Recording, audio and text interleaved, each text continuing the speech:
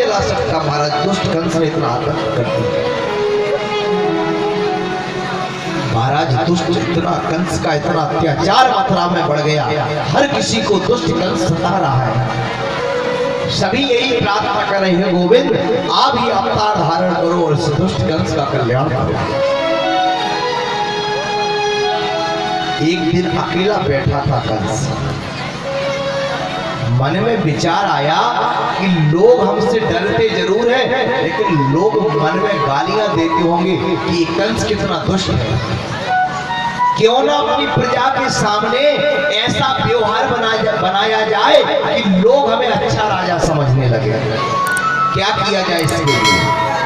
मन में विचार आया कि मेरे चाचा देवक की बेटी है देवकी, और मैं अपनी चचेरी बहन देवकी का विवाह क्यों ना राजा सूरसेन के पुत्र वसुदेव के साथ कर दूं, और मैं नाटक में स्वयं कन्यादान लूंगा, स्वयं विदाई करूंगा बहन की देवकी की।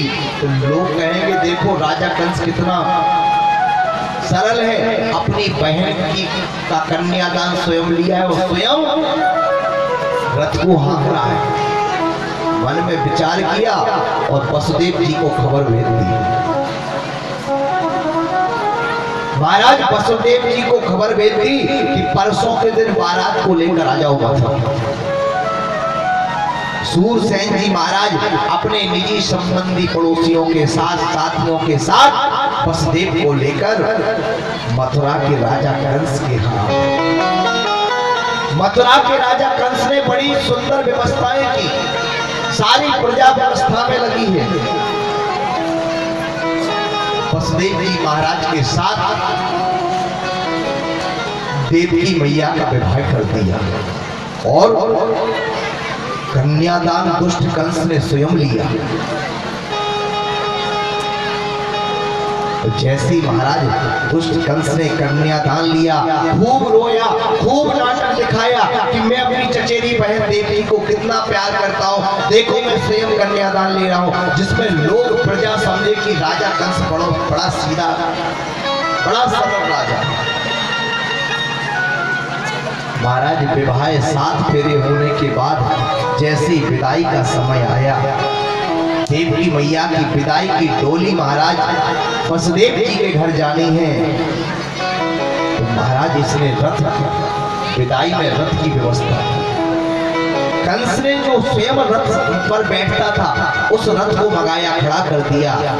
देवकी मैया की विदाई में खूब रो रहा है, खूब नाटक दिखा रहा है। तो जैसे देवकी मैया रोती रोती विदाई के रथ में बैठी और सारथी रथ को हाँकने लगा, दुष्ट कंस ने सारथी से कहा, अरे सारथी आज रथ को तुम नहीं हाँकोगे, आज मैं अपनी बहन देवकी की विदाई के रथ को मैं स्वयं हाँकूंगा। अब तो महाराज प्रजा कहने लगी, देखो तो सही राजा कंस कितना सरल, कितना सीधा राजा है,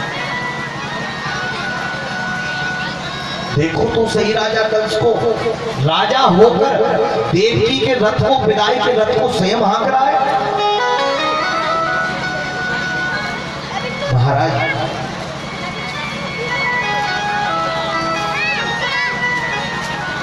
जैसी रथ पर चढ़कर रथ को आगे बढ़ाने को होगा महाराज, उसी समय आकाशवाणी सुनाई दी, अरे दुष्ट मूर्ख कंस, तू आज इतनी विदाई जो धूमधाम से जिसकी कर रहा है, इसी देवकी का 8वां पुत्र कंस तेरा काल होगा, तेरा काल।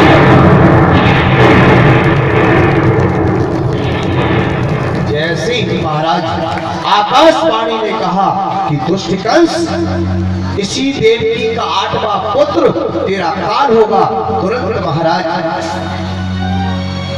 देवकी मैया के दुष्ट कंस ने केशों को पकड़ा, बालों को पकड़ा और बालों को पकड़कर महाराज रथ से नीचे पटक दिया। देवकी मैया को गालियां देने लगा, अरे देवकी आज मैं तुझे छोड़ूंगा नहीं, आज मैं तुझे मारूंगा। वसुदेव जी हाथ खड़े जोड़कर खड़े हुए हैं, देवकी मैया बार-बार चिल्ला रही है, भैया छोड़ दो, भैया छोड़ दो, अरे दया करो, आपने मेरा तेरा कन्यादान लिया है। दुष्ट कंस कहता है, रे देवकी कन्यादान तो लिया है, लेकिन तूने आकाशवाणी में नहीं सुना है। आकाशवाणी ने कहा है, देवकी तेरे गर्भ से जो 8वां पुत्र होगा वो मेरा काल होगा। जब मैं तुझे ही मार दूंगा तो काल कहां से पैदा होगा। जैसे तलवार को लेकर देवकी मैया को मारने के लिए हुआ दुष्ट कंस, वसुदेव जी ने हाथ को जोड़ लिया। हे राजन, मेरा विवाह हो गया है, मेरी धर्म पत्नी बन चुकी है। अब अगर आपको देवकी के 8वें पुत्र से डर है तो मैं आपको वचन देता हूँ, मैं अपनी विदाई कर कर देवकी को अपने घर में ले जा रहा हूँ। जब तक देवकी के 8 पुत्र नहीं हो जाते हैं तब तक तुम बंदी गृह में, कारागृह में हमें डाल दो, वहां पर देवकी के साथ बने रहेंगे, लेकिन मारो मत। अरे तुम्हें 8वें पुत्र से ही तो डर है, 8वां पुत्र जब कारागृह में होगा उसे तुम मार देना, लेकिन देवकी को मत मारना। दुष्ट कंस के दिमाग में एक बात बैठ गई, महाराज दुष्ट कंस ने देवकी मैया को और वसुदेव जी को कारागृह में डाल दिया। तो समय आया तो देवकी और वसुदेव जी के प्रथम पुत्र हुआ। कीर्तिमंतम प्रथमजम कन्याया एककुंधुभि अपरियामास कृच्छेण सोनितिः दितिभिर्बला। महाराज जैसे ही देवकी मैया के गर्भ से कारागृह में प्रथम पुत्र हुआ, पुत्र के रोने की आवाज सुनाई दी। सैनिक दौड़े दौड़े राजा कंस के पास गए। पहला पुत्र देवकी ने जन्म दे दिया है। दुष्ट कंस आया और उस बालक के दोनों पैरों को पकड़ा। महाराज डर तो दुष्ट कंस को 8वें पुत्र से था, लेकिन दुष्ट कंस को बिल्कुल भी दया नहीं आई। उस बालक को पकड़ा और पकड़कर जैसे महाराज पत्थर से मारा, उसका गोविंद। इस तरह से दुष्ट कंस ने देवकी के सामने देवकी मैया की एक नहीं 6 पुत्रों को महाराज देवकी मैया के सामने। अब तो महाराज 6 पुत्रों को मारने के बाद 7वें पुत्र की बारी है।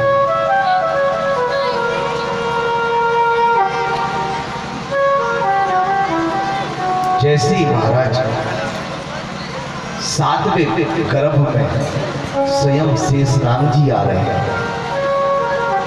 राजा परीक्षित ने सुखदेव जी से पूछा, गुरुदेव शेषनाग जी तो त्रेता में छोटे बन के आए थे, लक्ष्मण शेषनाग उतारी है ना लक्ष्मण जी, लेकिन द्वापर में शेषनाग जी बड़े बन के क्यों आ रहे हैं?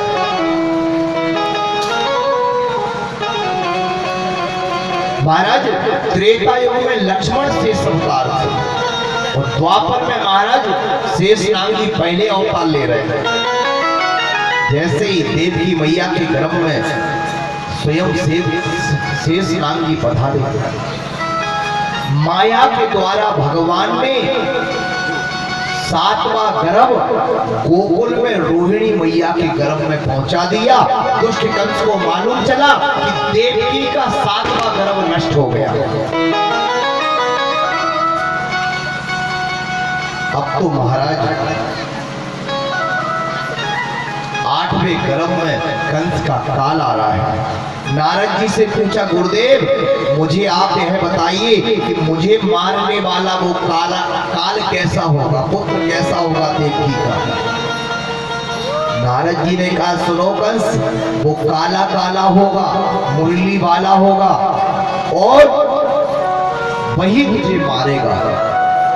महाराज अब तो दुष्ट कंस को इतना भय सताने लगा, किसी भी काली वस्तु को देख लेता है तुरंत चिल्लाने लगता है, मुझे मारने वाला वो काला काला, वो मुरली वाला आ गया।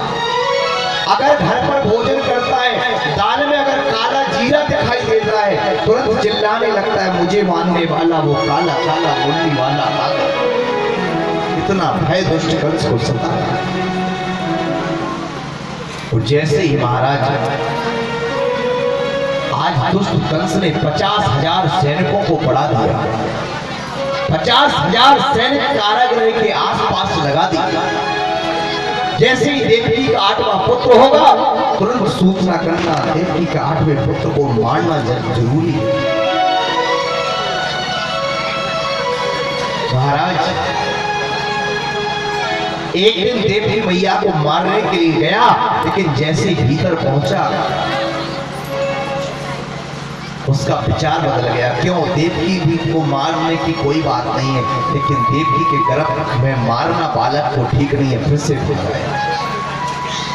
यहाँ पर भगवान आने वाले हैं देवकी मैया के गर्भ से, और वहां पर सारे देवता भगवान से पहले से प्रार्थना कर रहे हैं, हे प्रभु आप दुष्टों का संहार करने के लिए गए हो, लेकिन भूल मत जाना भगवान का स्वागत सारे देवता कर रहे हैं। आइए हम भी भगवान के आने से पहले भगवान का स्वागत करते हैं। स्वागतम कृष्णा सुस्वागतम कृष्णा, स्वागतम कृष्णा सुस्वागतम कृष्णा, स्वागतम कृष्णा सुस्वागतम कृष्णा, स्वागतम कृष्णा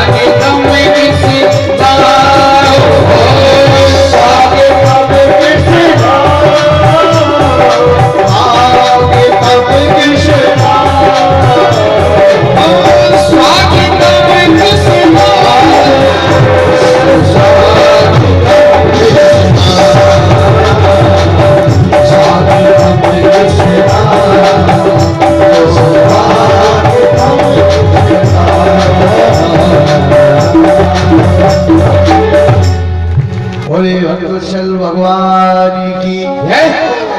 महाराज अब तो दुष्ट कंस को दिन रात नींद नहीं आती है। मुझे मारने वाला वो काला काला मुरली वाला आने वाला है, मुझे मारने वाला वो काला काला मुरली वाला आने वाला है। दुष्ट कंस को महाराज काहे बहुत सता रहा है।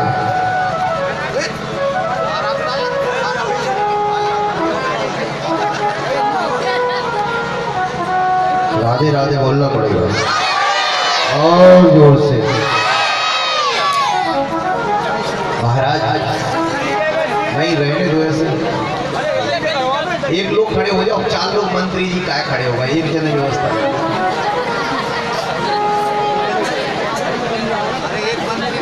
राधे राधे बोलना पड़ेगा।